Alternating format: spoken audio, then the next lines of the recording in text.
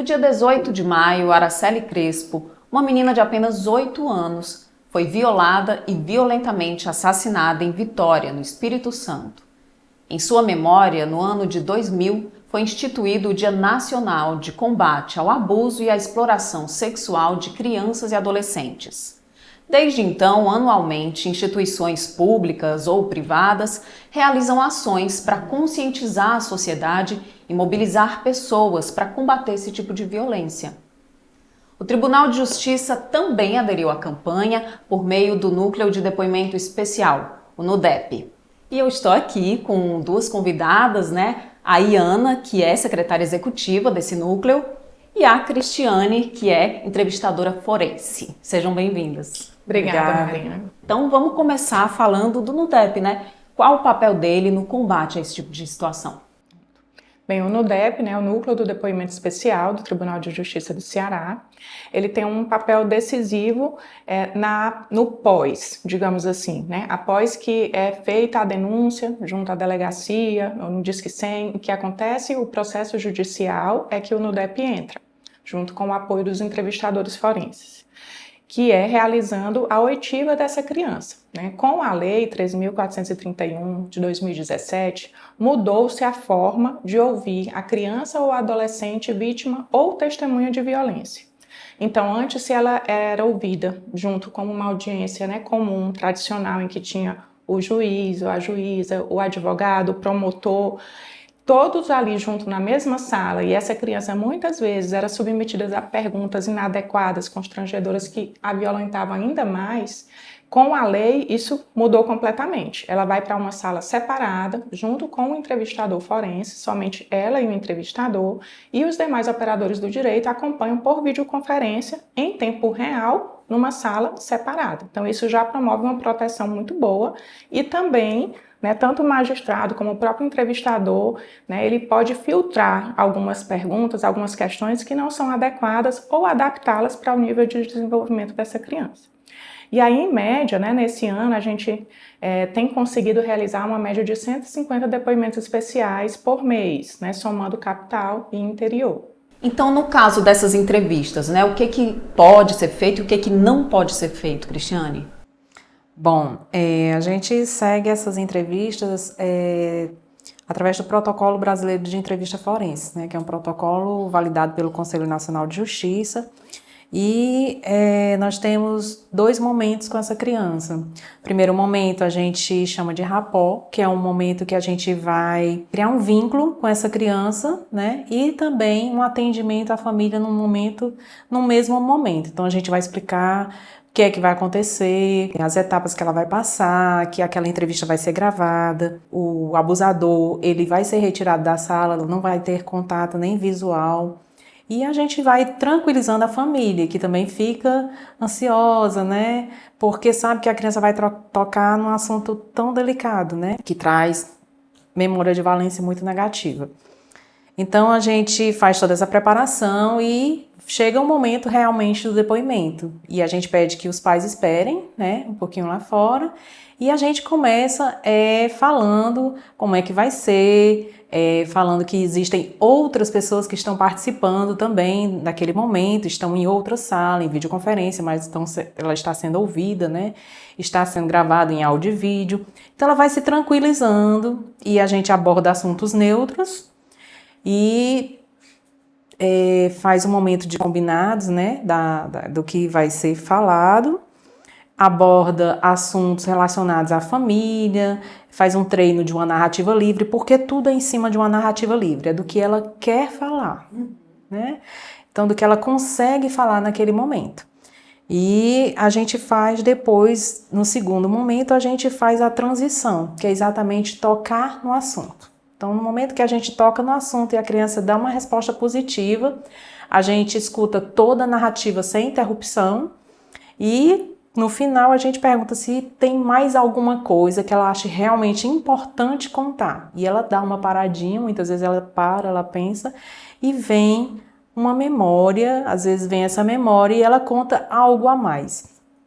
E só então a gente consegue fazer detalhamentos, afunilamentos, e faz a transição para a sala de audiência, onde aí nesse momento os outros operadores do direito eles podem se manifestar com perguntas que a gente sempre pede que não sejam perguntas revitimizadoras, né, constrangedoras. E quando são, a gente sinaliza para o juiz, né, para que ele possa indeferir essa pergunta. E quando são perguntas, né, atinentes, a gente passa para a vítima e nesse momento, né, ela faz essas perguntas, ela responde em bloco, a gente pega as perguntas em bloco, faz essas perguntas para ela responde, né? E logo após a gente faz o fechamento, volta para um assunto neutro e ela sai bem. A maioria das vezes, eu lhe diria 99%, ela sai muito bem desse depoimento especial, a ponto da gente entregar para os pais e eles ficam assim, olhando para a criança e olhando para a gente sem saber se realmente aconteceu, porque ela às vezes sai sorrindo, ela sai muito aliviada. É um momento que muitas vezes ela espera muito, espera anos, uma coisa que aconteceu com 6 anos e ela está revelando com 17, com 16 anos e ela diz, olha, eu esperei muito por esse momento, eu estou me sentindo muito aliviada. Então isso pra gente é assim, um troféu, é uma verdadeira vitória você chegar nesse momento, porque é um momento de superação. Sim, um trabalho muito importante, né? Então explica por que é necessário esse cuidado nesse momento. Porque é um momento que essa criança, ela passou por um momento de uma dor muito intensa, né? Não só física, mas essa dor, ela transpassa, ela chega na sua alma. E muitas vezes a pessoa pergunta, mas por que passou tanto tempo sem revelar, tanto tempo sem falar sobre isso? O que foi? Muitas vezes essa criança, ela tem uma ameaça velada ou até explícita mesmo, né? Olha, se você fizer isso, eu vou te matar, mato tua família, eu toco fogo em alguém, teu bichinho de estimação. Isso para uma criança é aterrorizante, né? E fora outras situações de barganha, né? Porque muitos desses casos, eu diria que a maioria são casos que acontecem com pessoas de dentro da própria família, são intrafamiliares. É o pai, é o padrasto, é o tio, é o avô, são aquelas pessoas que a gente diz que são pessoas de toda confiança. Então é muito difícil para essa criança, né, ela chegar e contar e falar para ela. Esse momento realmente é um momento de grande superação, é um momento que ela já parou, ela já refletiu, ela já entendeu que ela realmente sofreu aquele abuso. E ela precisa agora falar em busca da justiça. Então, Iana, vamos explicar agora, até para esclarecer para quem estiver em casa também, entender melhor a diferença entre o abuso e a exploração sexual. Ambos fazem parte de um conceito maior, digamos assim, né, que é de violência sexual. A Cristiane já até caracterizou um pouco mais as situações de abuso. Tanto podem ocorrer dentro da família, né, como fora. E aí, nessas situações de abuso, né, pode ser um abuso com contato físico, né, como uma carícia, um beijo, né, um toque, às vezes até o próprio ato sexual. E também há situações de abuso sem contato físico, né, a expor a criança ou adolescente a fotos de pessoas nuas, a vídeos pornográficos, a própria pessoa, né, que está abusando ela em algum ato, alguma prática sexual na frente dessa criança. Então, não teve um contato físico, mas expôs essa criança a um conteúdo que não é próprio para ela. Então, isso se caracteriza, sim, também como um abuso. Já no caso da exploração sexual, há um valor mercantil mediando essa relação. Essa relação ela é mediada por uma troca financeira, né, ou algum outro benefício. E muitas vezes é de uma forma mais articulada, até mesmo com redes criminosas, né, é uma coisa mais ampla e mais estruturada. O abuso, muitas vezes, ele é individual, é com uma criança, às vezes com crianças da mesma família, né, infelizmente. Às vezes a gente passa por situações, né, Cris, assim, de transgeracionalidade, né? Assim, às vezes vem dos avós para as mães, para as filhas, né? Sim. Ainda, infelizmente, né, é uma questão cultural forte que a gente ainda vê em alguns relatos, né, nos processos, assim, essa situação de como a criança e o adolescente sendo tratadas como coisas, como objetos. O Tribunal de Justiça aderiu, né, à campanha de combate. Qual a programação? O que foi pensado? Pronto.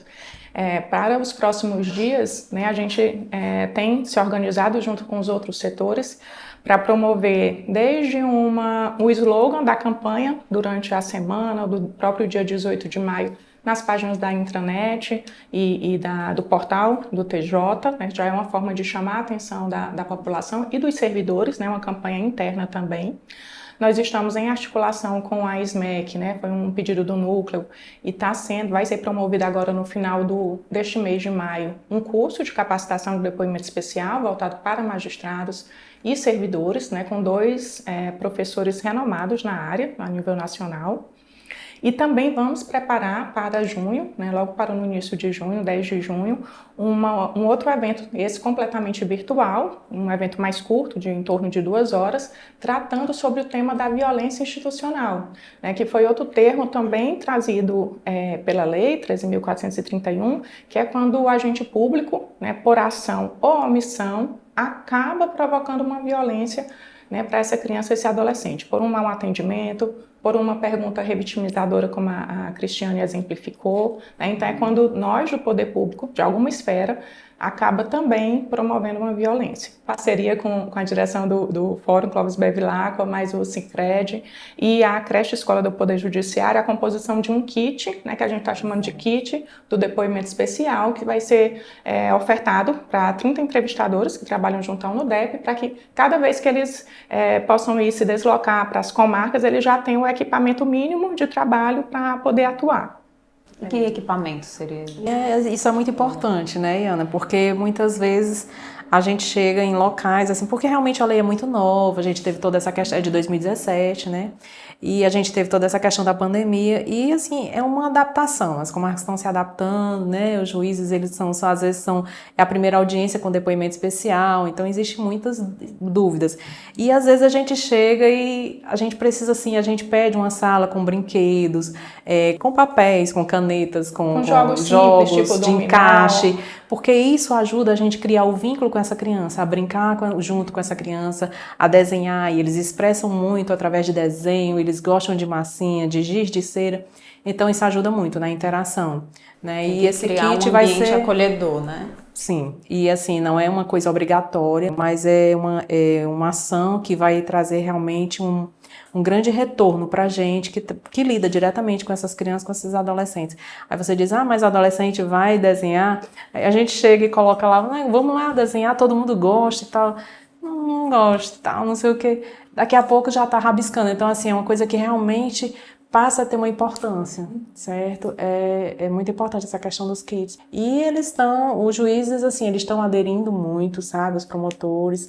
Mas acredito que no final todo mundo vai entender que é importante esse acolhimento, né? E que esse acolhimento, complementando, ele é decisivo para todo o desenrolar do depoimento. Porque no momento que a criança ou adolescente se sente mais tranquilo, se sente confiante que ele está num espaço protegido, né? Que aquele ambiente foi preparado para recebê-lo, isso já deixa ele um pouco mais tranquilo, confiante, e ele pode depor com mais serenidade e até com maior confiabilidade. Verdade. Porque às vezes um ambiente mais opressivo, que ele sinta que ele precisa se livrar daquilo, ele pode acabar falando qualquer coisa para poder sair daquela situação, né? E quando ele sente, como a Cristiane bem relatou, que ele está bem, que ele pode continuar ali, isso faz com que ele se engaje mais no próprio depoimento. Então, pela experiência das entrevistadoras, quando elas conseguem trabalhar bem esse momento inicial da preparação, tem um impacto positivo direto na prova judicial em si, né? Que é o que o juiz está aguardando o promotor para poder decidir sobre aquele processo. Que a gente está num processo, né, junto ao tribunal, assim, de adequar as salas, né? A resolução do CNJ já